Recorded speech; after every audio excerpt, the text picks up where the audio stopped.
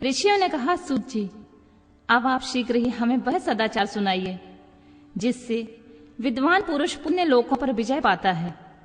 स्वर्ण प्रदान करने वाले धर्ममय आचार तथा नरक का कष्ट देने वाले अधर्ममय आचारों का भी वर्णन कीजिए। सूत जी बोले, सदाचार का पालन करने वाला विद्वान ब्राह्मण ही वास्तव में ब्राह्मण नाम का धारण करने का अधिकारी होता है।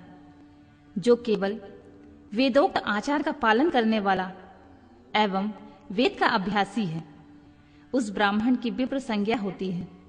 सदाचार, वेदचार तथा विद्या, इनमें से एक एक गुणों से युक्त होने पर उसे द्विज कहते हैं, जिसमें स्वल्प मात्र ही आचार का पालन देखा जाता है।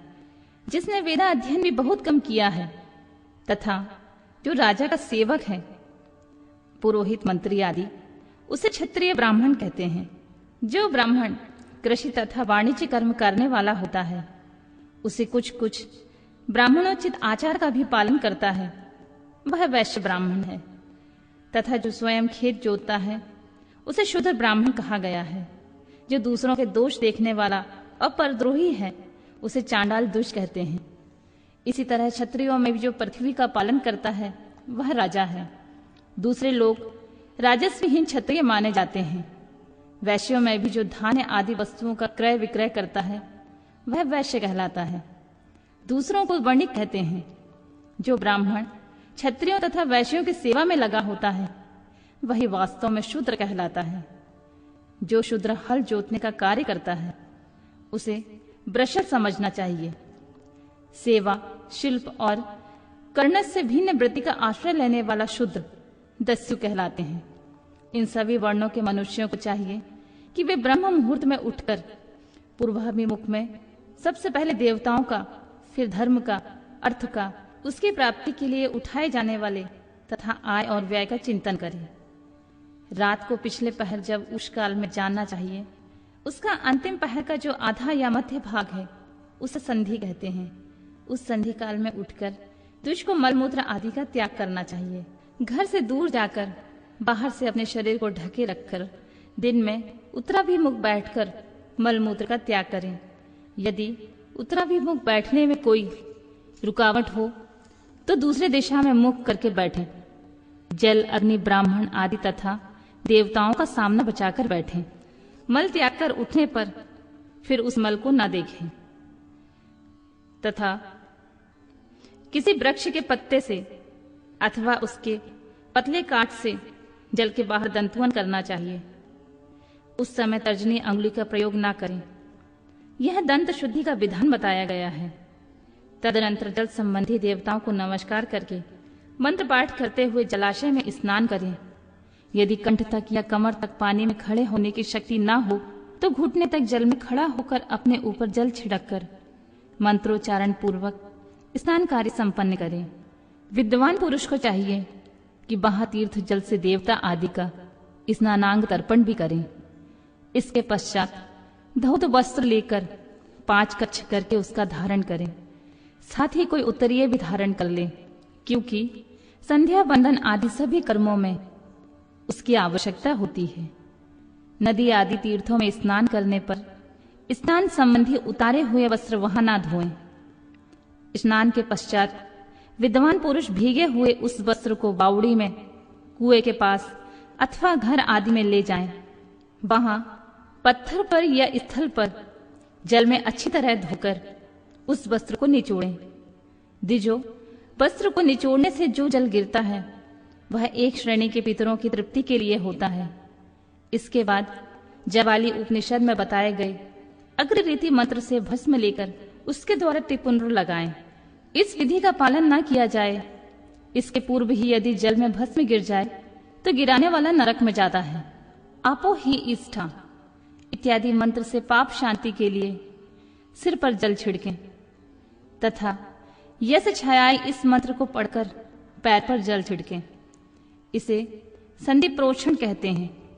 आपो ही इष्ठा इत्यादि मंत्र में 3 ऋचाएं हैं और प्रत्येक ऋचा में गायत्री छंद के 3-3 चरण हैं। इनमें से प्रथम ऋचा के 3 चरणों का पाठ करते हुए क्रमशः पैर, मस्तक और हृदय में जल छिड़कें। दूसरी ऋचा के 3 चरणों को पढ़कर क्रमशः मस्तक, हृदय और पैर में जल छिड़कें तथा तीसरी ऋचा के 3 चरणों का पाठ करते हुए क्रमशः हृदय, पैर और मस्तक के जल से प्रोक्षण करें। इसे विद्वान पुरुष मंत्र स्नान मानते हैं। किसी अपवित्र वस्तु से किंचित स्पर्श हो जाने पर अथवा स्वास्थ्य ठीक न रहने पर, राजा और राष्ट्र पर भय उपस्थित होने पर तथा यात्रा काल में जल की उपलब्धि न होने की विवशता आ जाने पर मंत्र स्नान करना चाहिए।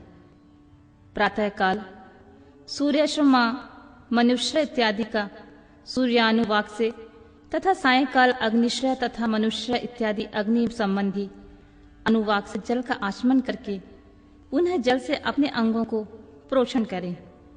मध्याह्न काल में भी आपह पुनंतु इस मंत्र से आचमन करके पूर्व व्रत प्रोषण या मार्जन करना चाहिए। प्रातः काल की संध्या उपासना में गायत्री मंत्र का जप करके 3 बार ऊपर की ओर सूर्य देव को अर्घ्य देना चाहिए। ब्राह्मणों, मध्याह्न काल में गायत्री मंत्र के उच्चारण पूर्वक सूर्य को एक ही अर्घ्य देना चाहिए। फिर सायंकाल आने पर पश्चिम की ओर मुख करके बैठ जाएं और पृथ्वी पर सूर्य के लिए अर्घ्य दें, ऊपर की ओर नहीं। प्रातः काल और मध्याह्न के समय अंजलि में अर्घ्य जल लेकर अंगुलियों की ओर से सूर्य देवता के लिए अर्घ्य दें।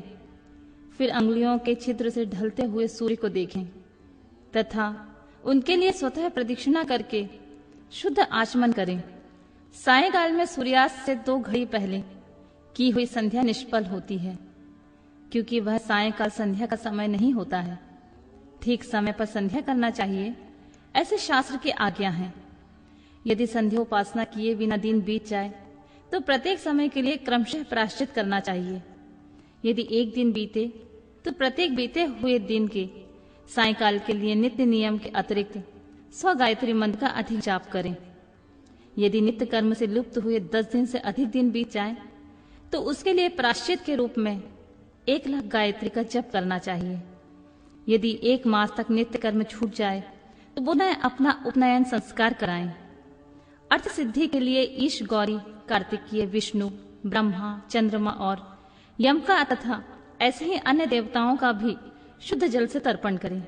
फिर तर्पण कर्म को ब्रह्मापर्ण करके शुद्ध आचमन करें।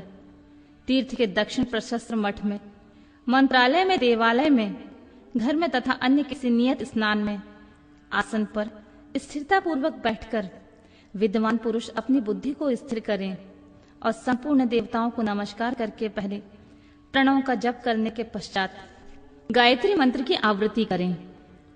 प्रणव के आ, ऊ तथा मा, इन तीनों अक्षरों से जीव और ब्रह्मा की एकता का प्रतिपादन होता है। इस बात को जानकर प्रणव ओम का जप करना चाहिए।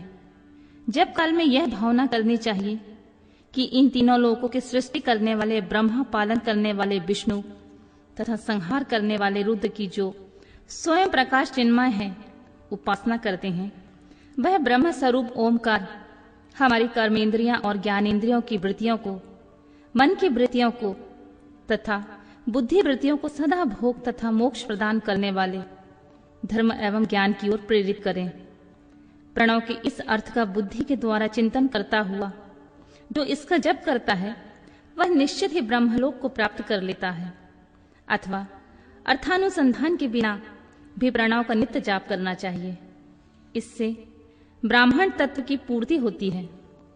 ब्राह्मण तत्व की पूर्ति के लिए एक श्रेष्ठ ब्राह्मण को प्रतिदिन प्रातःकाल 1 सहस्र गायत्री मंत्र का